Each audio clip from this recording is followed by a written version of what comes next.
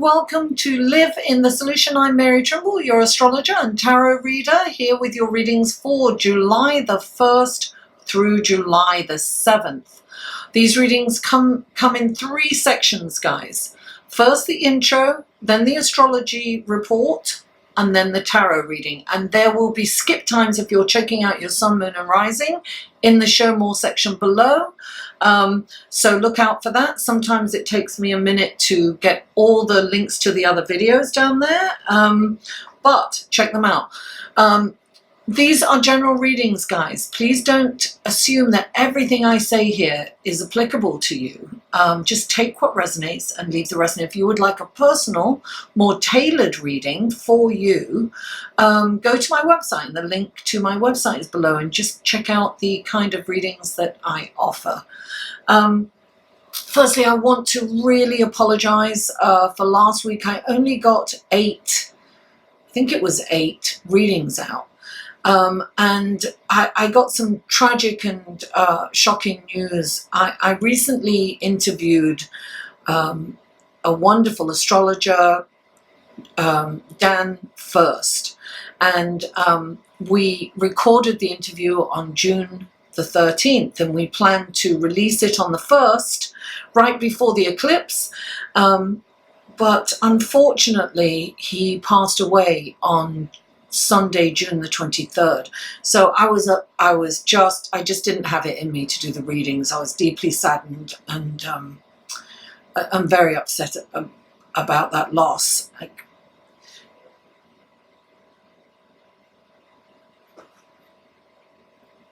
Anyway, I'm sorry. Out of respect, I asked his family permission to release it as we agreed upon, the time that Dan and I had agreed upon. He was excited about it. I'm excited about it. It's really a great subject. He was an astrocartographer. So check that out on Sunday night. Monday night, Monday the 1st of July. It's 6:15. It'll be released as a premiere, so I will be attending and watching with you, and I can answer questions during it. So a big thank you to Dan's family for allowing me to do that, and honor him, because he was such a lovely soul. So what else? If you haven't joined my Facebook group, the link is below. Join the Facebook group. Every 2 weeks I do a live at 5, and I do a little astrology, and then afterwards, I have my cards and I answer questions, and we have a great time. So join that group, and I'm doing live at 5 tomorrow. That's Monday, the 1st of July, just before the premiere of Dan First's interview. So join me. So let's, without further ado, let's go to your astrology report, shall we? And before I go, happy World Pride. New York is buzzing with pride and love and colour. It's so wonderful. So happy Pride to everyone. Hello everyone, and welcome to the astrology section of your reading. And so much is happening this week. It is wild and crazy. Starting off on Monday, the 1st of July, Mars, the planet of passion and action and courage, is moving into Leo. Also courage, passion, fire, and open heart. So this is a really big shift in energy, and we're probably feeling it on Sunday. It's like it's about, saying what you mean. It's about being passionate. It's about taking action. It's about moving forward. It's about being heart-centered. And so that's a lovely energy. We just have to be careful. There's, of course, fire, there's two sides to passion. Fire is that wonderful sensual passion, and then there's that angry passion, right? So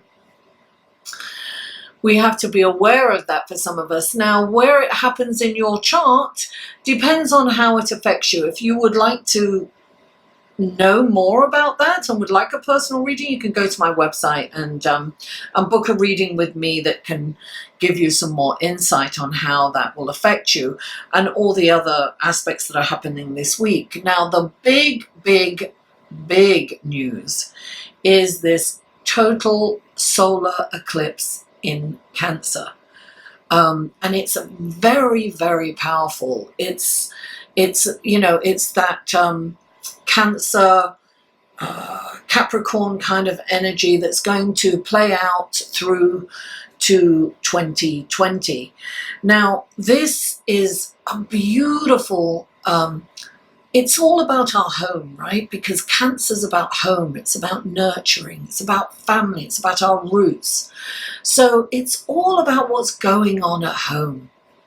Now, eclipses are about change. They shake things up. Sometimes there's a little fear there for some of us because the inevitable happens when an eclipse comes into play.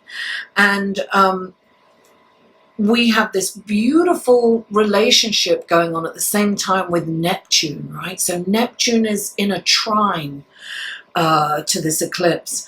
And also, this is, a total solar eclipse. So this is a new moon. These are new beginnings. So depending on where it lands in your chart, of course, it's in Cancer. So Cancers are going to feel different. They're going to come out. They're going to be renewed. This is happening in their first house of their identity, who they are.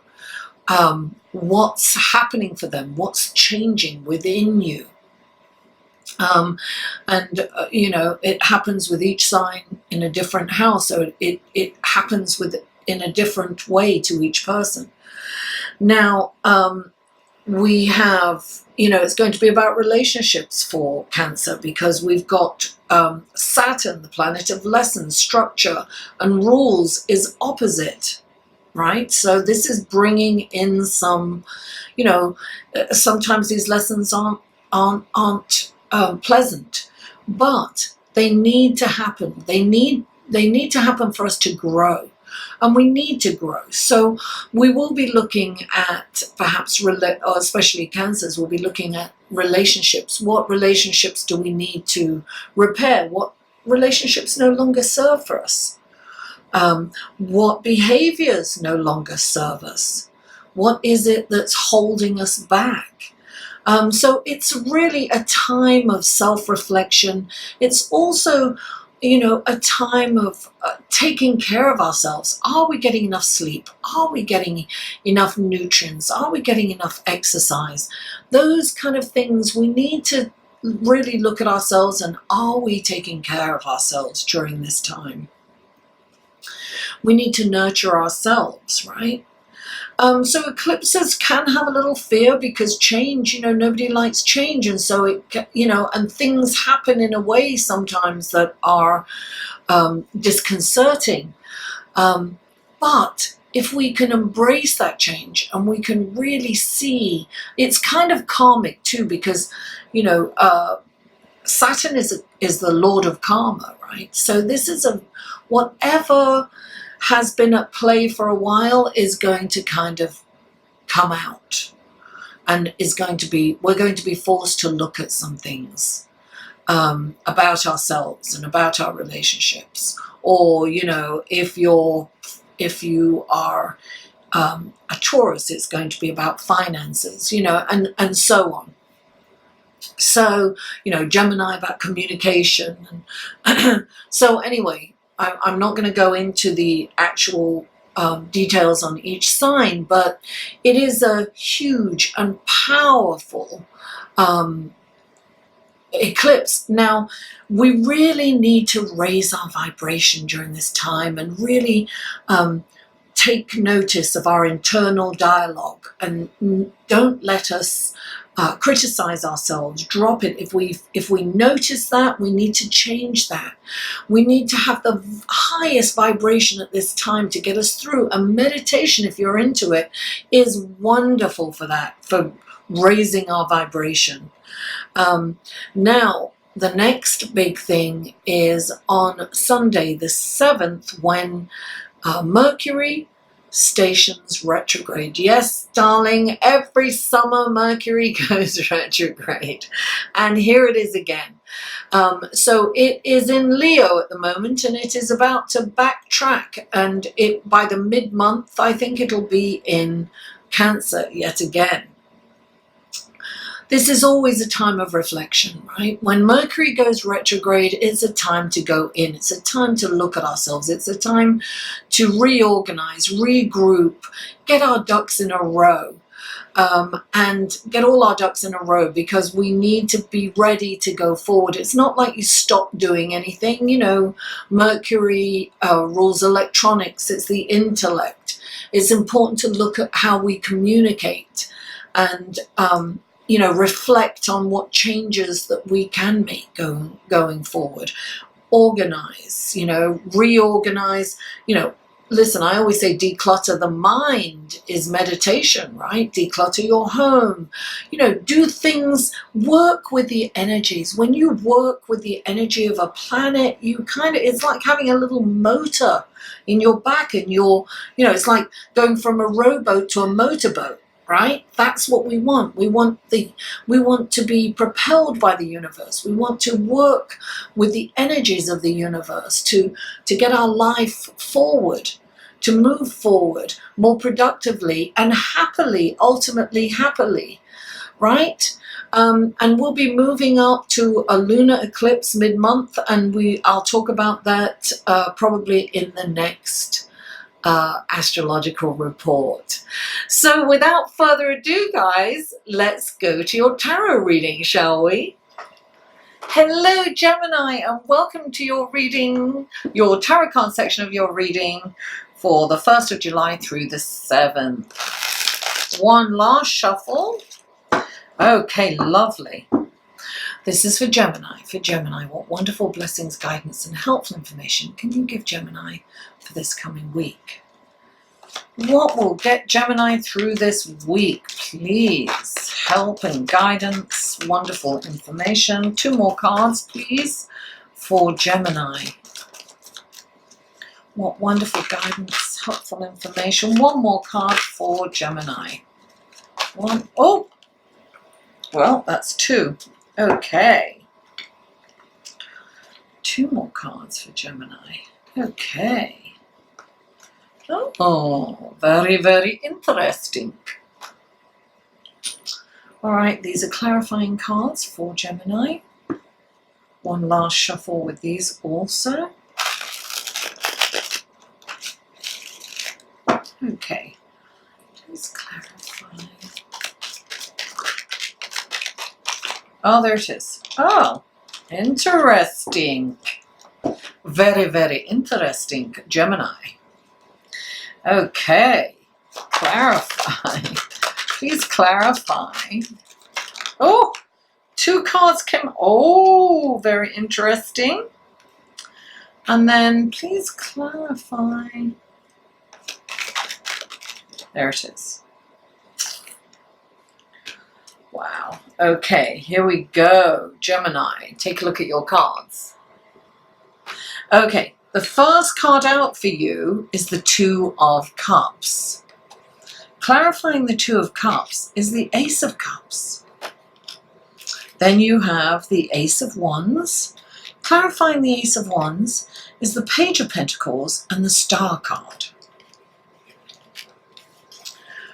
The next 2 cards is the 8 of Swords and the High Priestess.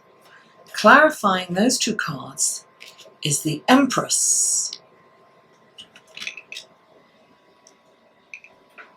Okay. The first card up for you is the 2 of Cups. That's like the Lover's card, darling. It's really... This is also about putting yourself in somebody else. It's reflecting yourself in someone else. So it's always putting yourself in the other person's shoes. Treating those people the way you want to be treated. It's very important. So even in a relationship, or you must treat others the way you want to be treated. Now, clarifying it is the Ace of Cups. This might be a new relationship coming in for you, Gemini. It certainly looks that way with my cup floweth over. And this is a gift. It's a gift of love.